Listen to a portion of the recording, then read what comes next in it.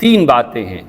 Number एक, HCS भर्ती में लाइनवार अभ्यर्थियों की भर्ती हुई है, जिसने अपने आप में सवालिया निशान खड़े कर दिए।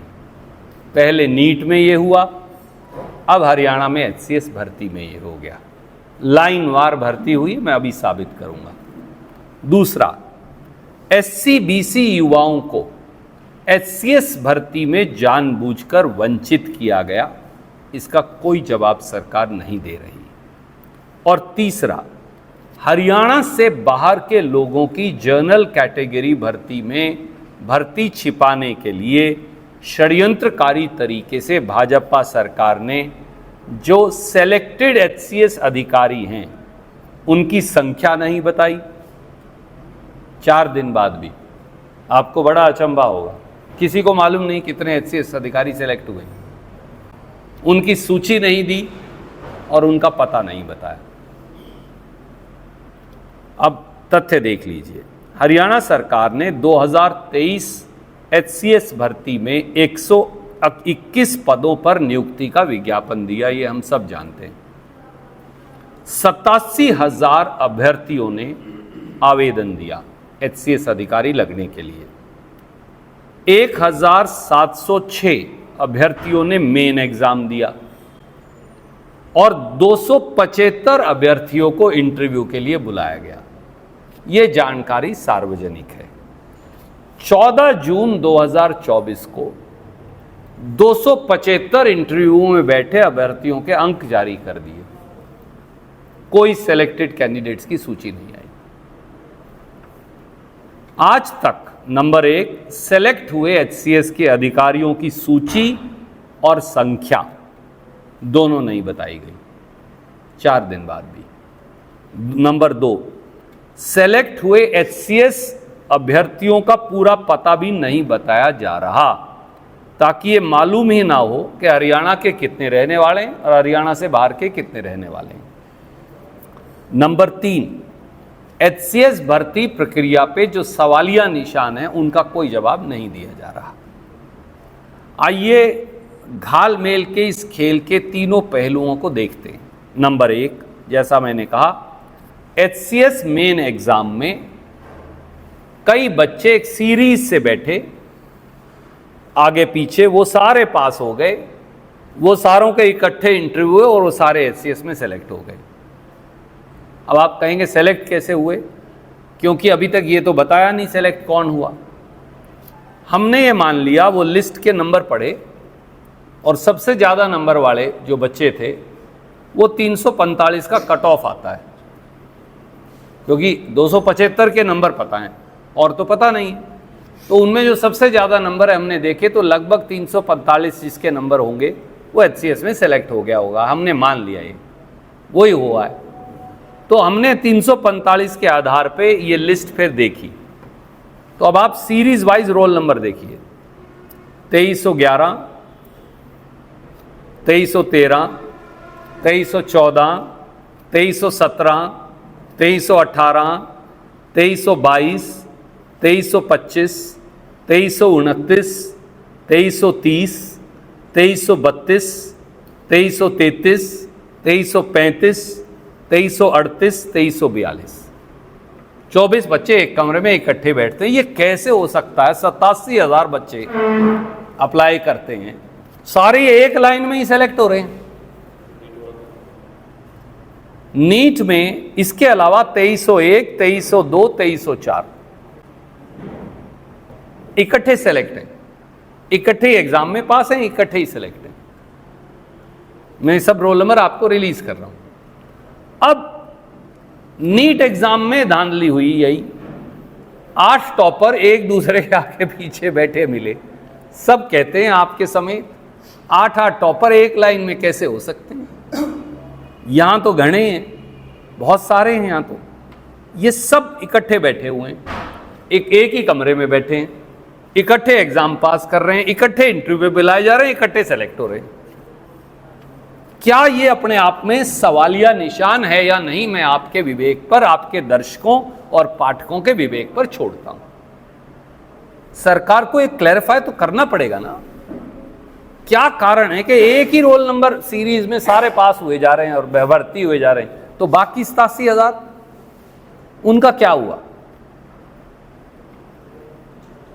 ये तो है नहीं कि सारे मेरिटोरियस बच्चों ने इकट्ठे रोल नंबर ले लिए थे, बाकी सब नहीं। नंबर 2, 15 जून को 2 दिन पहले एससी और बीसी के अभ्यर्थियों को लेकर मैंने कई गंभीर सवाल खड़े किए। उनमें आज मैं फिर दोहराता हूं, आज तक सरकार नहीं बता रही। एससी आरक्षित 31 पदों में से एचसीएस के 9 पद खाली क्यों छोड़ दिए? क्या पूरे हरियाणा के 90 लाख एससी समाज के लोगों में 31 लोग भी इस सरकार को नहीं मिल रहे जो एचसीएस अधिकारी लग सके? कोई रविदासिये का बेटा बेटी, कोई वाल्मीकि का, कोई ओड का, कोई धाणक का, कोई सेंसी का, कोई नहीं मिल रहा। और ये पहली बार नहीं हुआ। 2022 एचसीएस भर्ती में भी एससी आरक्षित 20 पदों में से 14 खाली छोड़ दिए थे, अब की बार 9 खाली छोड़ दिए। तो कहां जाएं एससी समाज के लोग? क्या करें वो? नंबर 2, इसमें वो थोड़ा आगे पीछे उसने किया है, टाइप में कर दूंगा। ठीक,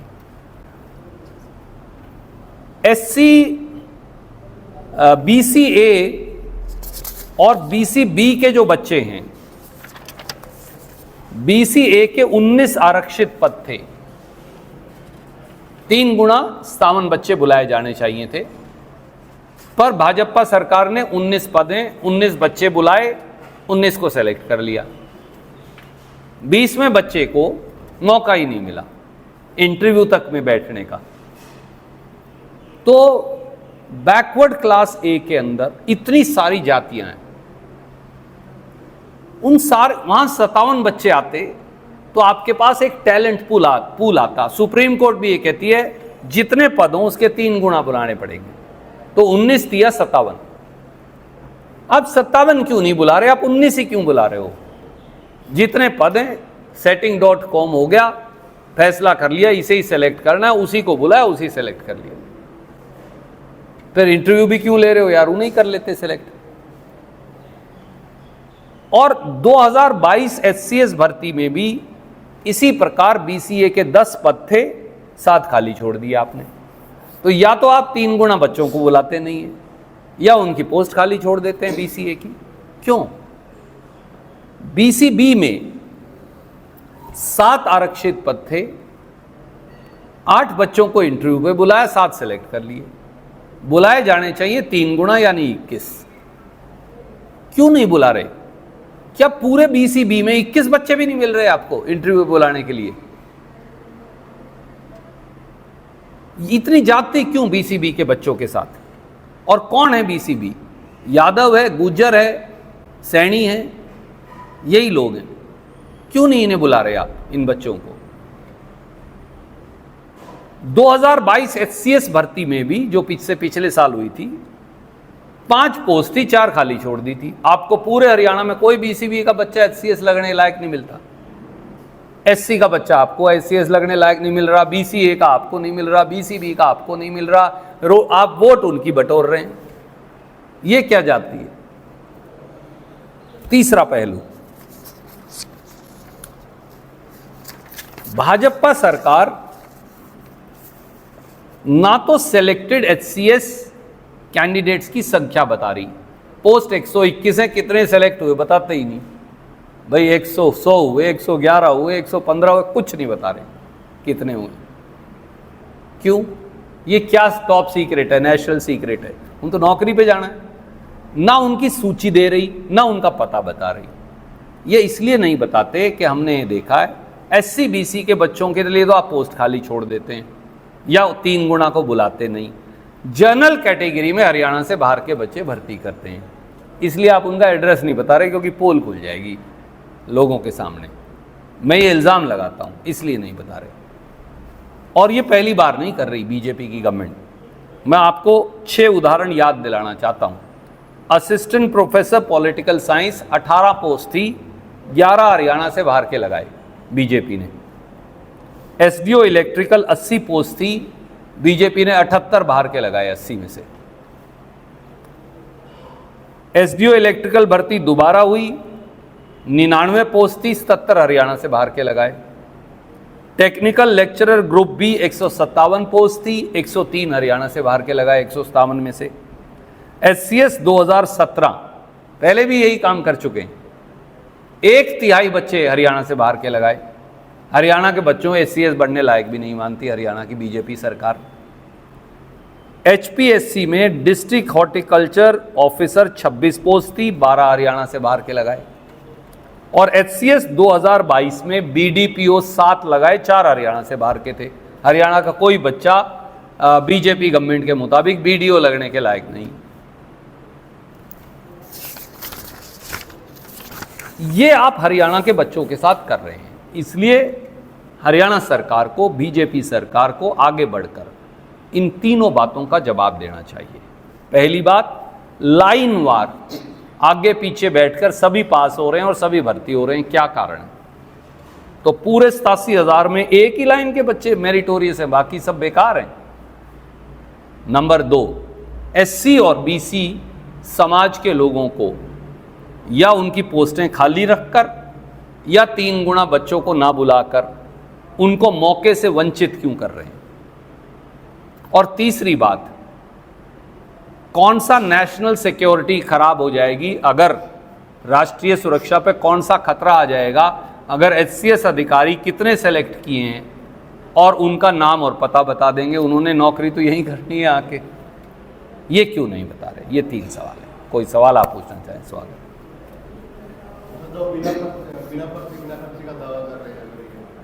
ये पर्ची और खर्ची के आधार पर ही भर्तियां हो रही हैं, ये बात 47 बार पेपर लीक ने साबित किया है। और ये जो प्रक्रिया है जो मैंने आपके सामने आंकड़ों और तथ्यों के आधार पर रखी है, ये फिर उसी बात को साबित करती है कि पर्ची भी है, खर्ची भी है और अटैची भी है। जो अटैचियाँ एचपीएससी के दफ्तर से करोड़ों रुपयों में कई बार पकड़ी भी गई हैं। आपके सवाल जो आपने आरोप लगाए हैं, यहाँ के जो विधायक दिलराम आप पर कटाक्ष कर रहे हैं, झूठों की सरकार बता रहे हैं, जो आपने आपको ही दे रहे हैं। आदरणीय साथी, वो एचपीएससी के मेंबर हैं,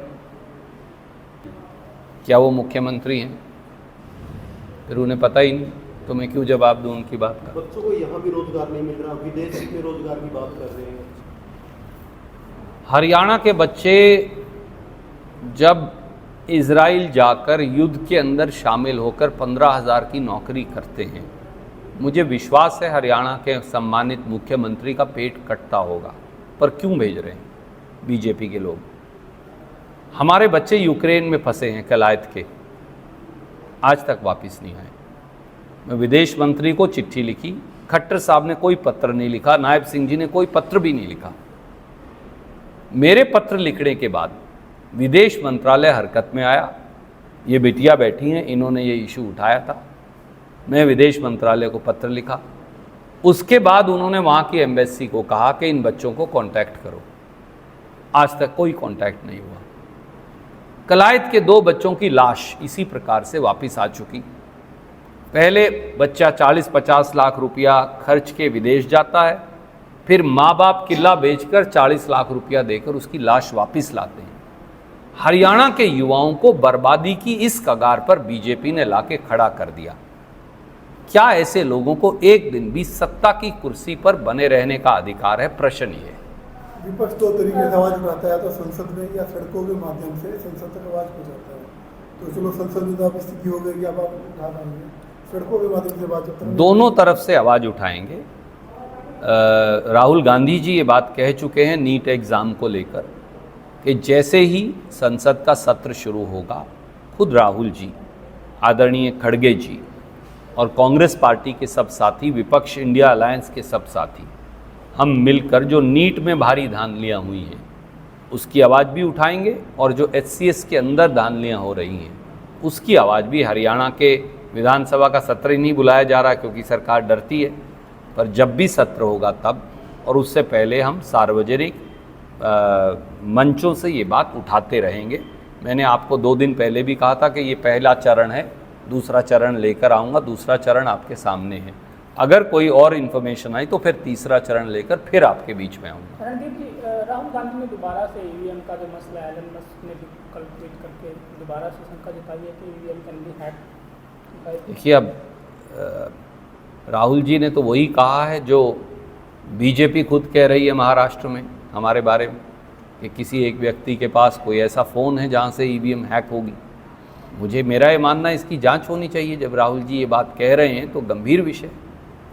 और एलन मस्क तो जो हैं वो एक बहुत बड़े टेक्नोलॉजिस्ट भी हैं, बिजनेसमैन तो हैं ही दुनिया के, और टेक्नोलॉजी में उनका कोई सानी नहीं। पहली इलेक्ट्रिक कार, पहली प्राइवेट स्पेस ट्रैवल, दो चीज़ें जिस व्यक्ति ने ईजाद की हैं और टेक्नोलॉजी से जिसका गहरा रिश्ता है, अब अगर वो भी ईवीएम पर सवाल खड़ा कर रहा है तो मुझे लगता है कि चुनाव आयोग को बजाय लीपापोती कर सब मामलों से पल्ला झाड़ने के गंभीरता से ये इल्ज़ामात लेकर इनकी जांच करनी चाहिए। अगर नायडू की पार्टी स्पीकर का चुनाव में आदमी उतरते हैं तो गठबंधन समर्थन करेंगे?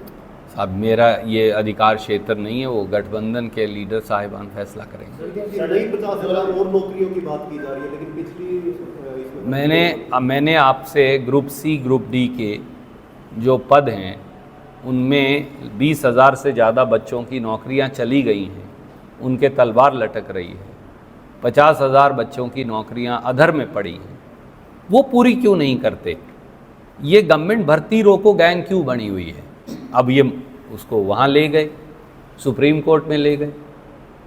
अब सुप्रीम कोर्ट में मैंने पहले भी कहा भैया कितने साल में फैसला होगा, बच्चों की ओवरेज हो जाएंगे क्या होगा, जिनकी शादी हो जाएगी उन बच्चों का क्या होगा, जिनकी लगी हुई नौकरी अब टर्मिनेट होगी उन बच्चों का क्या होगा, पर कोई जवाब नहीं देते, क्योंकि अहंकार जो है हिमालय पर्वत की चोटी से बड़ा इनका है। तो इंडिया लाइन की आपने बात की, हरियाणा के विधानसभा चुनाव में देखने को मिलेगा कैसे अलग से? देखिए, इसका निर्णय पार्टी के अध्यक्ष मल्लिकार्जुन खड़गे जी पार्टी के लीडर साहिबान से बैठकर वही दे सकते हैं। मेरा ये अधिकार क्षेत्र नहीं।